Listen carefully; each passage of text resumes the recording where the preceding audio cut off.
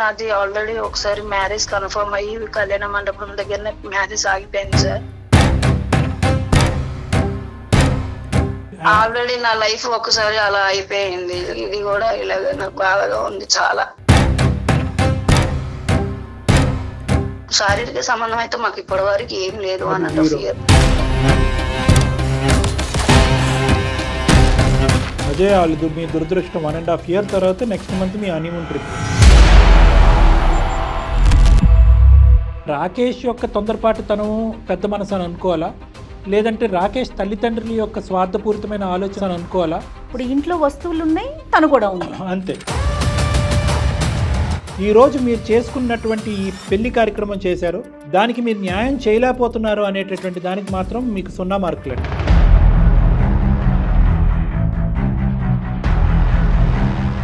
జీవితాంతం 3 ముళ్ళు వేసి ఈ అమ్మాయిని మీ గుప్పెట్లో తెలిసి తెలియకుండానే పెట్టేసుకున్నారు. స్పందనకు జీవితం ఇస్తూ అట్ ద సేమ్ టైం సాహిత్యాన్ని కొద్దిగా మర్చిపోదాంలే అని ఆలోచన ఉంది సార్. మీరు స్మృతుల్లో మీరు ఉండిపోతున్నారు, ఎందుకంటే సాహితీ యొక్క జ్ఞాపకాలు పూర్తి స్థాయిలో మానసికంగా తీసేయాలి అనే ఉద్దేశం మీకు బలంగా లేదు. తనే నా లోకం అనుకున్నా, తనే నా జీవితం అనుకున్నా, తనే నా సర్వస్వం అనుకున్నా. ఇంకా సంవత్సరంలో మ్యారేజ్ చేసుకొని జీవితాంతం సంతోషంగా గడుపుదాం అనుకున్నాను. అదే క్షణంలో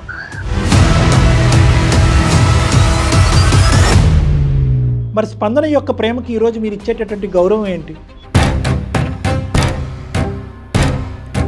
నిజంగా ఇదే కండిషన్ ఉంది అనుకుంటే కనుక ఆ అమ్మాయి ఆ రోజు పరువు పోగొట్టుకోవటానికన్నా రెడీ అయి ఉండేది, కానీ ఈ పెళ్లిలోకి వచ్చి ఉండేది కాదేమో అని నేను అనుకుంటున్నా.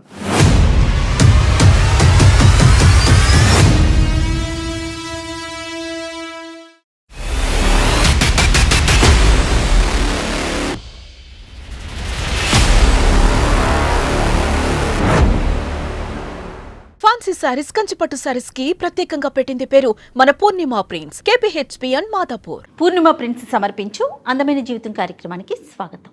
నమస్తే కళ్యాణ్. నమస్తే మేడం. కళ్యాణ్ గారు, భార్యాభర్తలకి 2 బెడ్రూమ్లు ఒకే ఇంట్లో అంటే ఇష్యూ ఎంత తీవ్రంగా ఉందో అర్థమవుతుంది కదండి. సో ఆ అమ్మాయి మనకి మెయిల్ చేసిందండి, ఒకసారి కాల్ చేస్తాను.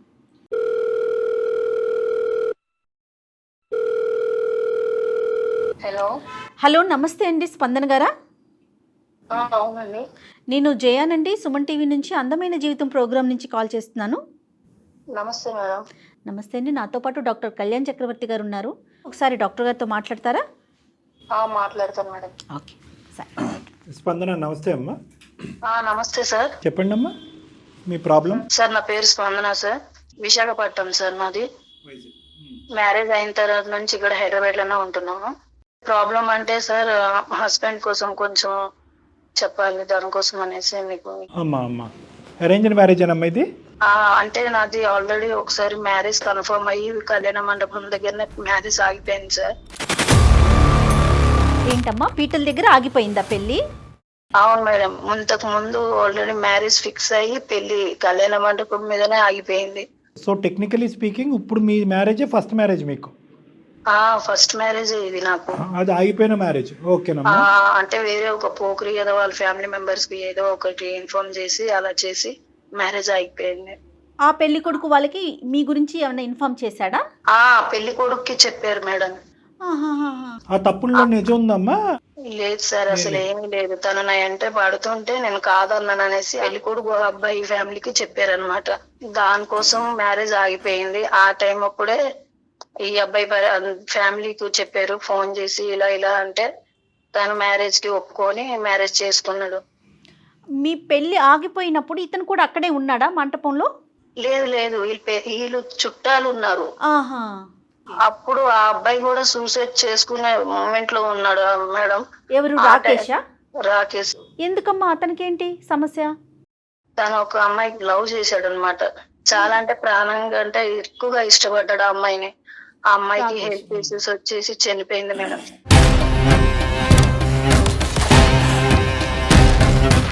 ఆ టైంలో మ్యారేజ్ చేశారు సార్. అబ్బో, ఇంకొక లైఫ్ నాకు దొరికింది అనేసి చాలా అసలు ఆ అమ్మాయి ఊహల్లో నుంచి ఇంకా బయట పడలేదు. రాకేష్ కూడా సూసైడ్ గా ఉన్నాడు అని అన్నారు. మ్యారేజ్ కాకముందు ఆల్రెడీ వేరే అమ్మాయికి బాగా ఇష్టపడి లవ్ చేసుకున్నారు వాళ్ళు.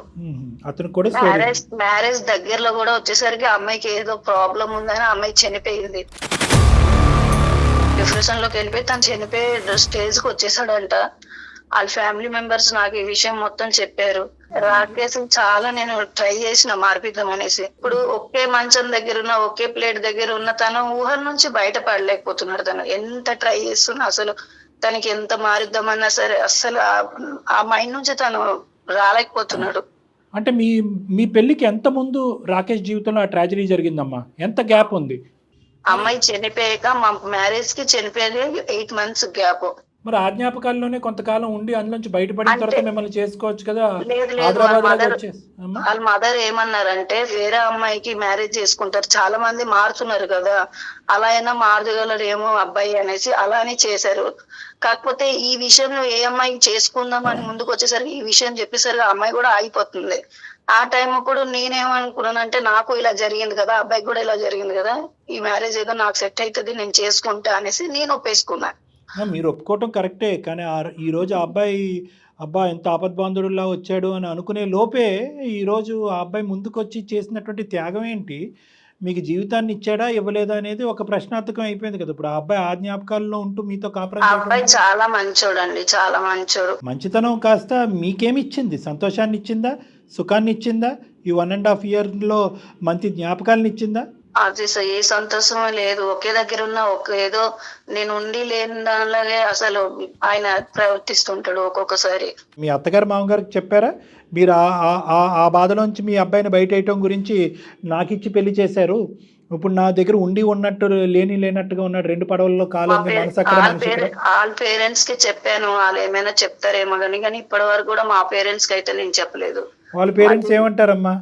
వాళ్ళ పేరెంట్స్ తనకు చెప్తూనే ఉన్నారు. ఆ అబ్బాయి కొన్ని హాస్పిటల్లో కూడా చూయించుకుంటున్నారు, ట్రై చేస్తున్నారు కానీ అస్సలు అవ్వట్లేదు. తనకి ఎలా మార్చాలి ఏంది నాకు అసలు అర్థం కాక వాళ్ళ పేరెంట్స్ చెప్తే వాళ్ళు కూడా చాలా బాధపడ్డారు. అసలు ప్రతిరోజు వాళ్ళ మదర్ ఫోన్ చేసి ఇలాగ అమ్మాయిని చూసుకొని ప్రతిరోజు చెప్తూనే ఉంటారండి. సో ఇక్కడ విచిత్రం ఏంటంటే మేము అందమైన జీవితం మీద చూసే చాలా కేసులకి భిన్నంగా ఇక్కడ అందరూ మంచోళ్ళే, అందరూ అత్తమామలు మంచోళ్ళే, భర్త మంచోడే, భర్త పోగొట్టుకున్నటువంటి ఒక స్వచ్ఛమైన ప్రేమలో అమ్మాయి మంచిదే. ఎటొచ్చి ఏంటంటే చెడ్డోడు ఎవడున్నాడంటే నిన్ను పెళ్లిపేటల మీద చెడగొట్టిన ఆ వ్యక్తి ఒక్కడి చెడ్డోడే తప్ప మా అందరూ మంచోళ్ళే. ఆల్రెడీ నా లైఫ్ ఒకసారి అలా అయిపోయింది. సరే నెక్స్ట్ ఇదైనా సరే మంచిగా అవుతుందేమో అనేసరికి ఇది కూడా ఇలాగ నాకు బాధగా ఉంది చాలా. ఇక్కడ తిట్టడానికి కూడా ఎవరు లేరు, నువ్వు కానీ మేము కానీ. ఇప్పుడు తిట్టి కోపట్టడానికి కూడా ఎవరు లేరు. కొంతమంది ఆ బాధల నుంచి బయటికి రాలేకపోతారా కళ్యాణ్ గారు? దాన్నే ఊహించుకుంటారా? అది సహజం మేడం. అది స్వచ్ఛమైనటువంటి ప్రేమ, అనుకోని జరిగినటువంటి సంఘటన, ఒక ట్రామా. సో ఇక్కడ రాకేష్ యొక్క తొందరపాటు తను పెద్ద మనసు అని అనుకోవాలా, లేదంటే రాకేష్ తల్లిదండ్రుల యొక్క స్వార్థపూరితమైన ఆలోచనతో ఈ అబ్బాయి మానసికంగా ఇలా అయిపోతున్నాడు, ఇందులోంచి బయట వేయాలి అంటే పెళ్ళి ఒకటే మార్గం అనేది మనకి ఇక్కడ రాకేష్ ద్వారా తెలియాలి మేడం. అంటే ఇది ఒక సైకలాజికల్ ఇష్యూ కింద తీసుకోవాలంటే డిప్రెషన్. అమ్మాయి ట్రీట్మెంట్ కూడా వెళ్తున్నాడు అని అన్నారు మేడం. అవునండి, ట్రీట్మెంట్ కూడా వెళ్తున్నారు మానసికంగా. అంటే కనుక ఏమైనా బెటర్ ఉన్నాడమ్మా ట్రీట్మెంట్ ఇచ్చిన తర్వాత? ఏమీ లేదు సార్, అలాగే ఉన్నారు. అందుకే మేడం గారికి మీకు కొంచెం ఇన్ఫర్మేషన్ చేయాలి, మీరే ఎలాగోలాగా చెప్తారు మారుస్తారు అనేసి. మిగతా విషయాల్లో ఎలా ఉంటారంటే ఆఫీస్కి వెళ్ళటం, ఇంట్లో పనులు చూసుకోవటం, మంచి చెడు చూసుకోవటం, వాటిల్లో ఎలా ఉంటారు అతను రాకేష్? ఆఫీస్ లో అంటే డైలీ వెళ్తారు వస్తారు, శని ఆదివారంలో సెలవు ఉంటది. ఆ రోజైనా కనీసం సంతోషంగా ఉండమన్నా ఆ రోజు కూడా అసలు ఎవరో నేను ఉన్నానా లేదా అని కూడా ఆయనకి మనసు తెలియదు. ఏదో ఇది తీసుకురా అంటే ఇది తీసుకొస్తారు. ఒక పని ఒక బయట ఆర్డర్ బాయ్ అలాగా తీసుకొస్తాడు, పెట్టేస్తాడు ఆయన పని. అయినా అలాగా శారీరక సంబంధం అయితే మాకు ఇప్పటి వరకు ఏం లేదు అన్నట్టు. అసలు డిస్కస్ చేసుకున్నారా మీరు ఎప్పుడు ఈ జ్ఞాపకాల నుంచి బయటపడతారు, ఎప్పుడు నన్ను మనస్ఫూర్తిగా స్వీకరిస్తారు అని మీరు ఎప్పుడు అడిగారా అతన్ని? చాలా ట్రై చేశాను సార్, అసలు చాలా ట్రై చేశాను. అదే లోకంలో ఉంటున్నాడు సార్ ఆయన, మారుద్దాం అనేసి నేను చాలా ట్రై చేస్తాను. అంటే ఏంటంటే unless and until he makes an effort, అతను వంతు ప్రయత్నంగా ఆలోచనలు ఇవి ఒక పాత జ్ఞాపకాలు పాత ఆలోచనలు ఇవి ప్రస్తుతం కాదు, ఒక నేను పోగొట్టుకున్న ప్రేమ గురించి ఈరోజు వేరే ఆడపిల్లని ఇబ్బంది పెడుతున్నాను అనేటటువంటి ఆలోచనతో బయటకు వచ్చే ప్రయత్నం చేస్తే ఇష్యూ ఈజీ, లేదంటే ఎన్ని ట్రీట్మెంట్లు తీసుకున్నా కూడా అది అతని మనసుకు కలగాలి. నేను తీసేయలేను తీసేయకూడదు అని అనుకున్నప్పుడు, అతను ఫిక్స్ అయినప్పుడు ట్రీట్మెంట్లు పనిచేయవు. ట్రీట్మెంట్లు పనిచేయవు. ఇక్కడ మందుల పర్సంటేజ్ ఎంతవరకు ఉంటుంది, అంటే ట్రీట్మెంట్ పర్సంటేజ్ ఎంతవరకు ఉంటుంది, వ్యక్తి యొక్క మనస్తత్వం ఎంత 70-30 మేడం. అంటే 70% ట్రీట్మెంట్ ఉంటుంది, 30% వ్యక్తి యొక్క తోడ్పాటు కావాలి మనకి. సిగరెట్ కైనా, డ్రింకింగ్ కైనా, ఇంకో వేరే వ్యసనంకైనా, దేనికైనా ట్రీట్మెంట్ ఖచ్చితంగా 70%. 30% మాత్రం వాళ్ళ ఎఫర్ట్, వాళ్ళ వ్యక్తిత్వం, వాళ్ళు మారాలి అనేటటువంటి ఆలోచన, దృక్పథం. అంతే. ఇక్కడ ఈ 30 అనేది డామినేట్ చేస్తాం. ఈ 30 డామినేట్ చేస్తుంది మేడం. పాపం ఈ అమ్మాయి పరిస్థితి చూడండి. చెడ్డోడు అని బెదిరించలేదు, చెడ్డోడు అని కొట్టలేదు, చెడ్డోడు అని చెప్పి పెద్దల్ని పిలిచి పంచాయతీ చేయలేదు. మంచోడు అంటూనే ఆ మంచితనం ఈ అమ్మాయికి ఈ రోజు 1.5 year పాటు ఏమి ఇచ్చిందో తెలియనటువంటి ఇప్పుడు ఇంట్లో వస్తువులు ఉన్నాయి, తను కూడా ఉంది. అంతే కదా. బాగా చెప్పారు. మరి ఇప్పుడు ఏం చేద్దామమ్మా స్పందన? మా దాకా ఎందుకు వచ్చారు మీరు? చాలా మంది లైఫ్ మీరు బాగా చేస్తున్నారు మేడం. నేను వింటున్నాను. అంటే ఆప్షన్స్ ఏంటమ్మా? మీరు అంటే ఏదో ఒకటి అనుకుని మా దగ్గరకు వచ్చి ఉండేవారు కదా. నేను ఇలాగే ఉంటానండి, ఆ జ్ఞాపకాల్లోనే ఉంటాను, వాటి నుంచి బయటపడను అని చెప్పి స్మూత్గానే రాకేష్ మనకు చెప్తే అప్పుడు పరిస్థితి ఏంటి? లేదండి మారుతాను అని అంటే కనుక అప్పుడు ఆబ్వియస్లీ హ్యాపీ, అది ఆ ఎండింగే ఉండాలన్నట్టు మేము అనుకుంటున్నాం. తను మారుతా అంటే నేను వెయిట్ చేస్తాను సార్, ఎన్ని రోజులైనా సరే వెయిట్ చేస్తాను. అమ్మ ఈ స్మృతుల్లో మెసేజ్లు, ఫోటోలు, ఆల్బమ్స్ ఇలాంటివి మెయింటైన్ చేస్తూ ఉంటాడా? ఫొటోస్ అంటే నాకు ఒకసారి ఫొటోస్ చూపెట్టారు, ఆ తర్వాత నుంచి ఫొటోస్ అయితే ఏం లేవు. మరి డ్రింకింగ్, స్మోకింగ్ ఏమన్నా చేస్తాడమ్మా ఈ బాధను మర్చిపోవటానికి? డ్రింక్ చేస్తాడు, స్మోక్ అయితే చేయడండి. అర్థమైందమ్మా, అర్థమైంది. ఇంకా మీకు పిల్లలు లేరెందుకు, ఇంకా అది లేదు ఎందుకు, పక్కింటి ఎదురింటో అడుగుతుంటారు కదా. నేను ఏం సమాధానం, ఈ సమాధానం అయితే చెప్పలేను కదా సార్. ఎల్లకాలం ఇది కొనసాగితే కనుక డివోర్స్ తీసుకోవడానికి రెడీగా ఉన్నావా నువ్వు? లేదు సార్, కొంచెం రాకేష్ కి అయితే మార్చాలని అనుకుంటున్నాను. ఇంకా డివోర్స్ అనే ఆలోచనలోకి రాలే మీరు? Very good. ఓకే. లేదు కాదమ్మా, మరి ఏం చేద్దామంటో డాక్టర్ గారు అదే అడుగుతున్నారు. మేడం అదే మేడం, మీరు మాట్లాడండి మేడం, ఎందుకంటే తను కావాలి అనేసి నేను అనుకుంటున్నాను. మీరు మాట్లాడితే తను ఎలాగైనా మారుతాడు అని నేను అనుకుంటున్నాను. పెళ్లి కాని పెళ్లి ఒకటి అలా అయింది, ఈ పెళ్లిలో ఇలా అవుతుంది, ఇంక ఇది తప్ప నాకు ఇంకో శరణ్యం లేదు అనేటటువంటి ఉద్దేశంతోనే ఆ మాట? లేదంటే అతని మీద నీకు ఏమైనా ఒక అభిమానము, ప్రేమ, అంటే మీ కుటుంబం యొక్క పరువు, మీ యొక్క పరువుని కాపాడినటువంటి వ్యక్తిగా ఉన్న గౌరవమా? గౌరవము. నెక్స్ట్ నాకు అంటే తను అంటే నాకు చాలా ఇష్టం అండి. ఎందుకంటే పెద్ద మనసు చేసుకున్నాడు. అదొకటి భార్యగా ఒక స్థానం అతని మనసులో ఉంటే చాలు సార్, నాకు అదొకటి కావాలి. నా మనసులో అయితే అతను అంటే నాకు చాలా ఇష్టం కాబట్టి నేను కూడా అతని మనసులో ఒక స్థానం సంపాదించుకోవాలనేసి భార్యగా. రైట్ అమ్మా, చాలా చాలా చాలా చాలా చాలా మీ మంచి మనసుతో మమ్మల్ని అందరినీ ఆకట్టుకున్నారు నిజంగా. అంటే ఎంత మెచ్యూర్డ్గా ఆలోచిస్తున్నారో, ఎంత మెచ్యూర్డ్గా మాట్లాడుతున్నారు. ఓపిక, ఓర్పు, ఒక పక్క నుంచి లైకబిలిటీ, ఇంకో పక్క నుంచి ఏంటంటే పబ్లిక్ చేయకూడదు అనేటటువంటి ఉద్దేశం. శారీరకపరమైన శరీరాలకు సంబంధించిన పక్కన పెట్టండి, అతని మనసులో నాకు ఆ మాత్రం స్థానం లభిస్తే చాలు, నేను బతికేస్తానని అంటున్నావు కదా. గుడ్, తప్పకుండా ప్రయత్నం చేద్దాం. అమ్మ ఉన్నారా స్పందన? రాకేష్ ఉన్నారా? ఈరోజు సాటర్డే కదా మేడం, ఇక్కడికి ఎక్కడికో బయటకు వెళ్ళినట్టు ఉన్నారు. ఆఫీస్ ఈ రోజు లేదు, సెలవు. ఓకే, స్పందన కనెక్ట్ చేస్తావమ్మా రాకేష్ కి? మేడం నేను మాట్లాడితే మళ్ళీ మీకు నేను వాట్సాప్ చేస్తాను మేడం, మీరే మాట్లాడండి ఒకసారి. మళ్ళీ తనకి నేను ఏదో బాధ పెట్టాను. సరే అమ్మా, నాకు ఒక్కసారి మీరు వాట్సాప్ చేయండి అతని నెంబరు, మేము కాల్ చేస్తాం. ఓకే మేడం, చేస్తాం.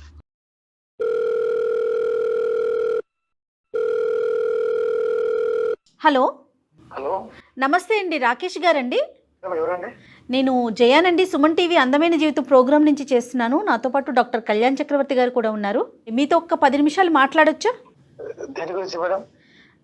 దేని గురించి అంటే మీకు సంబంధించిన విషయమేనండి, మీ ఫ్యామిలీకి సంబంధించిన విషయం.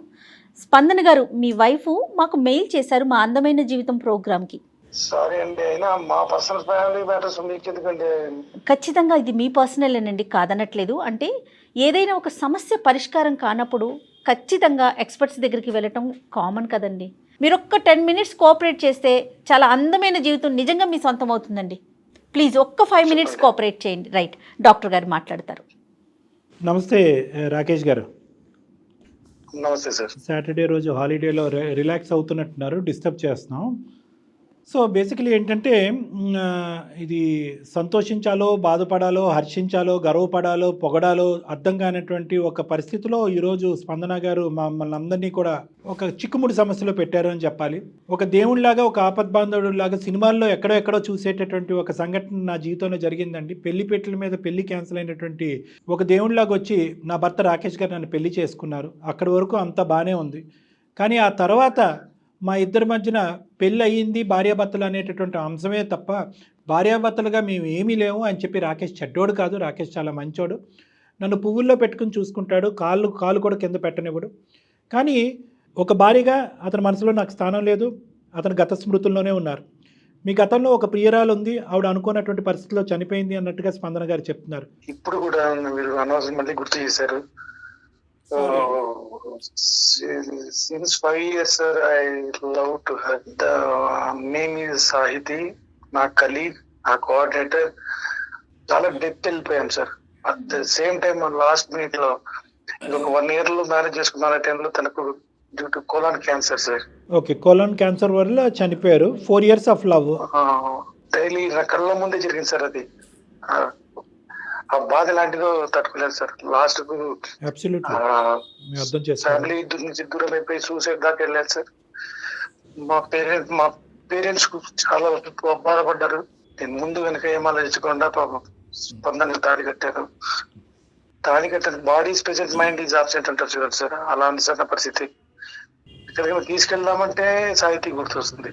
స్పందన తీసుకెళ్ళి ఎక్కడైనా పార్క్ కి తీసుకెళ్దాం, ఎక్కడైనా మూవీకి తీసుకెళ్దాం అంటే నాకు సాహితీతో వెళ్ళిన జ్ఞాపకాలే గుర్తొస్తున్నాయి. ఆ స్పందనాన్ని సాహితీ స్థానంలో నిలబెట్టలేకపోతున్నారు. అంతే సార్, అంతే. స్పందన కూడా నన్ను బాగా చూసుకుంటుంది సార్. మీరు ఆవిడని చాలా బాగా చూసుకుంటున్నారు, ఆవిడ మిమ్మల్ని చాలా బాగా చూసుకుంటున్నారు. యూజువల్గా మా దగ్గరకు వచ్చే కేసులన్నీ కూడా బాగా చూసుకోవట్లేదనే కేసులు. మీది చాలా బాగా చూసుకుంటూ కూడా హ్యాపీగా లేనటువంటి కేసు మీది. అదే నా వల్ల తను కూడా బాధపడుతుంది సార్. అది నేను ఇక్కడ ఎప్పుడు ఎక్స్ప్రెస్ చేస్తుందో అనుకున్నాను. టైం వచ్చేసింది, మీకు ఎక్స్ప్రెస్ చేసింది ఆ బాధ. నేను అనుకుంటున్నా ఎప్పుడో ఒకసారి బయటపడుతుంది. సమస్యని ఎవరికో ఒకరికి చెప్పుకోవాలి కదండి. ఇప్పుడు ఒక 2 questions రాకేష్ గారు. చెప్పండి సార్. మీ అతి గొప్ప ప్రేమకు ఒక అమ్మాయిని ప్రేమించి 4 సంవత్సరాల పాటు ప్రేమించిన తర్వాత కోలాన్ క్యాన్సర్తో చనిపోయినటువంటి ఆ అమ్మాయిని ఇప్పటికి కూడా మీ మనసులో పదిలంగా పెట్టుకున్నారు అనేటటువంటి దానికి 100కి 100 మార్కులు వేసినా కూడా నేను ఒక పెళ్లిపేటల మీద ఆడపిల్ల గురించి ముందుకొచ్చి పెళ్లి చేసుకున్నటువంటి ఒక వ్యక్తిగా 100కి 200 మార్కులు నేను మీకు వేసినా కానీ ఈరోజు మీరు చేసుకున్నటువంటి ఈ కార్యక్రమం ఏదైతే పెళ్లి కార్యక్రమం చేశారో దానికి మీరు న్యాయం చేయలేకపోతున్నారు అనేటటువంటి దానికి మాత్రం మీకు 0 మార్కులండి. నేను ఇలా మాట్లాడుతున్నానని మీరు ఏమనుకోవద్దు.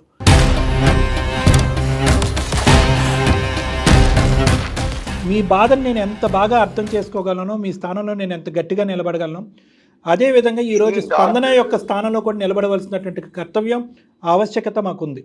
ఎందుకు ఈ మాట అంటున్నానంటే, ఏమమ్మా నీ పెళ్లిపేటల మీద నీ పెళ్లి చెడిపోతుంది, నీకు నీ పరువు కాపాడటం గురించి నేను నీ ముందుకు వచ్చి నేను నిన్ను పెళ్లి చేసుకోబోతున్నాను, కానీ నువ్వు నా ఇంట్లో ఒక బొమ్మలాగే ఉంటావు, నా మనసులో మాత్రం సాహితీ అనేటటువంటి వ్యక్తి ఒక్కటే నా మనసులో ఉంటుంది అనే మీరు మాట అనుకుంటే కనుక స్పందన అప్పుడే ఈ పెళ్లి చేసుకోవాలా వద్దా అనేది అప్పుడే డిసైడ్ చేసుకునేది. మరి మీరు చేసింది గొప్ప కార్యక్రమం అనుకోవాలా, కాపాడేటటువంటి కార్యక్రమం అనుకోవాలా, జీవితాంతం 3 ముళ్ళు వేసి ఈ అమ్మాయిని మీ గుప్పెట్లో తెలిసి తెలియకుండానే పెట్టేసుకున్నారు, ఆ అమ్మాయికి ఇప్పుడు ముందు నుయ్యి వెనకతలు గొయ్యి అనే పరిస్థితి ఏర్పడింది అనుకోవాలా? ఇది డాక్టర్స్ న్యాయం చేయలేంది, ఇటు పూజలు చేసి న్యాయం చేయలేంది అనే టైంలో కానీ మీరు అనుకుంటే బయటికి రాగలరు రాకేష్ గారు. ఇది ఎవ్వరూ చేసేది కాదు, మీరు అనుకోండి. మీరు అనుకోవటం అనేది ఒకటి. రెండోది ఏంటంటే, మీరు కథ మొదలైన తర్వాత కార్యక్రమం చెప్తున్నారు, నేను కథకు ముందు కార్యక్రమాన్ని నేను అడుగుతున్నాను. నిజంగా మీరు ఒక గ్యారంటీతో ముందుకు వచ్చారా? అంటే స్పందనాన్ని నేను చేసేసుకుని 1 వారం 10 రోజుల్లోనూ 6 నెలల లోపల సాహితీ స్మృతుల్ని తీసేస్తాను అనే ఆలోచనతోనే పెళ్లి చేసుకున్నారా? లేదంటే సాహితీ యొక్క జ్ఞాపకాలు, ఆలోచనలు అలాగే పదిలంగా మనసులో పెట్టుకుంటూ స్పందనకు ఒక జీవితాన్ని ఇద్దామనేటటువంటి 2 పడవల్లో కాలేసేటటువంటి ప్రయాణాన్ని మొదలు పెట్టారా? స్పందనకు జీవితం ఇస్తూ అట్ ద సేమ్ టైం సాహితీని కొద్దిగా మర్చిపోదాంలే అని ఆలోచన. మర్చిపోదాం అనుకున్నారు కానీ మర్చిపోవటానికి టైం లైన్ డిసైడ్ అవ్వలేదు, మర్చిపోవటానికి పూర్తి స్థాయి ప్రయత్నం లేదు, మర్చిపోవటానికి డాక్టర్లకు కానీ పూజారులకు కానీ మీ వంతు సహకారం చేయలేదు. అది ఇక్కడ ఉన్నటువంటి ట్విస్ట్. మీరు స్మృతుల్లో మీరు ఉండిపోతున్నారు. ఎందుకంటే సాహితీ యొక్క జ్ఞాపకాలు పూర్తి స్థాయిలో మానసికంగా తీసేయాలి అనే ఉద్దేశం మీకు బలంగా లేదు. I'm sorry to say this. తనే నా లోకం అనుకున్నా, తనే నా జీవితం అనుకున్నా, తనే నా సర్వస్వం అనుకున్నా. ఇంకా సంవత్సరంలో మ్యారేజ్ చేసుకొని జీవితాంతం సంతోషంగా గడుపుదాం అనుకున్నాను. అదే క్షణంలో చెప్పాలంటే. కానీ రాకేష్ గారు, ఇక్కడ కొద్దిగా ఇమోషన్ నుంచి ప్రాక్టికాలిటీలోకి వద్దాం. మీ పర్సనల్ ఇష్యూ గురించి మీరు చాలా లోతుగా మాట్లాడుతున్నారు. కానీ ఎప్పుడైతే పెళ్ళి అవుతుందో ఇక్కడ ఒక సెంటిమెంట్ కాదు, 2 సెంటిమెంట్లు. స్పందనకి మీరు జస్టిఫై చేస్తున్నారా? స్పందన జీవితాన్ని మీరు జస్టిస్ ఇస్తున్నారా? కాపాడాలనేటటువంటి ఒకే ఉద్దేశం సరిపోతుందా? జీవిత భాగస్వామ్యం కింద తన పక్కన జీవితాంతం మానసికంగా నిలబడాలి అనేటటువంటి చర్యలో ఉండాలా మీరు? లేదు సార్, అది పరువు కాపాడటమే కాకుండా నా బాధ్యత పరంగా తన్ని అన్ని విధాలా చూసుకుంటున్నా. ఎక్సెప్ట్ ఓన్లీ దట్ శారీరక సుఖం మాత్రం మిగతా ఏమి చేయకపోయినా ఇది ఒక్కటి మానసిక పరమైనటువంటి సంతృప్తి గురించి ఒక ఆడది వెయిట్ చేస్తుందండి. నా మనసులో సాహితీని పెట్టుకుంటానంటే అది కరెక్ట్ కాదు. ఏ భార్య తట్టుకోలేదు. నిజంగా ఇదే కండిషన్ ఉంది అనుకుంటే కనుక ఆ అమ్మాయి ఆ రోజు పరువు పోగొట్టుకోవటానికన్నా రెడీ అయి ఉండేది, కానీ ఈ పెళ్లిలోకి వచ్చి ఉండేది కాదేమో అని నేను అనుకుంటున్నాను. ఎందుకంటే కనుక సమాజానికి ఏదైనా సమాధానం చెప్పుకోవచ్చు, తప్పుడు ప్రచారం చేసే సమాజానికి. కానీ ఇలాగా మనసులో ఒకరికి స్థానం, పెళ్లిపీటల మీద ఇంకొకరికి స్థానం అనేటటువంటి ఈ ఉద్దేశం మీకు ఉంది అని అనుకుంటే కనుక ఆ అమ్మాయి అసలు మీ ప్రయాణానికి ఒప్పుకునేదేమో కాదు. మీ మీ మీ బాధను చూసి మేము జాలి పడట్లేదు అని అనట్లేదు, మీ బాధ మా బాధ కాదని అనట్లేదు. కానీ అది వేరే టాపిక్, ఇది వేరే టాపిక్. మీరు సాహితీ గురించి ఆలోచించేటటువంటి దాంట్లో 10వ వంతు కూడా ఈరోజు స్పందన గురించి ఆలోచించట్లేదు. అవ్వదు, పూజారుల వల్ల అవ్వదు, డాక్టర్ల వల్ల అవ్వదు కాదు. అసలు మీ వల్ల అవుతుందా లేదా చెప్పండి. సాహితీని నేను చెప్తాను, నెక్స్ట్ 10 డేస్లో సాహితీ అనేటటువంటి స్మృతుల్ని మీ మనసులోంచి మానసికంగా తీసేసేటటువంటి ప్రయత్నం డాక్టర్ కళ్యాణ్ చక్రవర్తి చేస్తాడు అని అంటాను. మీరు రెడీయా? సార్ చెప్పినట్టుగా అది ఎప్పుడో గతంలో జరిగిపోయింది, అది జరిగిపోయింది. మన లైఫ్ స్పాయిల్ చేద్దాం అనుకుంటున్నారా చెప్పండి? లేదు స్పందన, మాక్సిమం నేను ట్రై చేస్తూనే ఉన్నా. అక్కడ నెక్స్ట్ మంత్ కూడా ప్లాన్ ట్రిప్ చేశాను, హనీమూన్ ట్రిప్ చేశాను. బట్ చూడాలి మరి ఆ టైంలో ఎట్లా ఉంటుందో. అదే వాళ్ళు మీ దురదృష్టం. 1.5 year తర్వాత నెక్స్ట్ మంత్ మీ హనీమూన్ ట్రిప్. సరే, ఇప్పుడు నేను ఒకటే అడుగుతున్నానండి. ఆవిడ బాధ అంటే మీరు చూసారా మీ ఇద్దరు ఎలా మాట్లాడుకుంటున్నారో? మీరిద్దరు ఇప్పుడు ఎంత స్వీట్గా మాట్లాడుకుంటున్నారో చూసారా? ఆవిడ మిమ్మల్ని రిక్వెస్ట్ చేసుకుంటుంది, మీరు సైలెంట్గా మీరు ఏమంటున్నారంటే బుజ్జగించుకుంటూ రిక్వెస్ట్ అలాగేనన్నా అలాగే చేద్దాం అనుకుంటున్నారు. ముందుకు వెళ్ళట్లే బండి. ఇది మాటల వరకే వస్తున్నాయి సార్, చేతుల దాకా వచ్చేటప్పటికి నాకు మళ్ళీ సాహిత్యం వచ్చేస్తుంది దగ్గరికి వచ్చేటప్పటికి. జీవితం అనేటటువంటి ఈ ప్రయాణం ముందుకెళ్తుంది. పోగొట్టుకున్న వాళ్ళని ఉన్న వాళ్ళ కళ్ళల్లో చూసుకోవాలి. మీరు ఎవరు సాహితీ యొక్క అసలైనటువంటి ప్రేమలో 4 సంవత్సరాల పాటు ఉండి ఆ సడన్గా మాయమయ్యేటప్పటికి జీర్ణించుకోలేకపోతున్నారు. మీరే సర్వస్వం, మీరే జీవితం అనుకుంటూ స్వచ్ఛమైనటువంటి ప్రేమతో స్పందన ముందుకు వచ్చింది. మరి స్పందన యొక్క ప్రేమకి ఈరోజు మీరు ఇచ్చేటటువంటి గౌరవం ఏంటి? స్పందన ప్రేమకి మీరు ఇచ్చేటటువంటి మార్కులు ఏంటి? మీ స్మృతులు మీరు దగ్గర పెట్టుకోండి, కానీ దాన్ని స్మరించుకోవద్దు. అనుక్షణం దానిలోనే లీనమవ్వద్దు. ఆ ఒక తీపి గుర్తులుగా ఒక పక్కన పెట్టండి జీవితంలో. మిగతా సంబంధించినటువంటి ప్రయాణం ముందుకెళ్ళాలి. ఈరోజు వాళ్ళ అమ్మ నాన్నకు కూడా ఈ బాధ చెప్పుకోలేదు కూడా ఈ అమ్మాయి. ఏమని చెప్పుకుంటుంది? నేను అనుకుంటున్నా పాపం ఎప్పుడైనా బయటపడుతుంది అనుకున్నా, అది ఇవాళ బయట. స్పందనకి మీ మీద ఉన్న ప్రేమని ఒక్కసారి అర్థం చేసుకోండి. ఇప్పుడు ఆ బయటపడటం కూడా మీ పేరెంట్స్నో వాళ్ళ పేరెంట్స్నో వేరే పెద్దవాళ్ళనో పిలిచి గోల చెయ్యట్లేదండి. చూడండి, తను ఎట్లయినా సరే మీకు తన దగ్గర అవ్వాలని చెప్పేసి డాక్టర్ గారి సలహా కోసం మా దాకా వచ్చింది.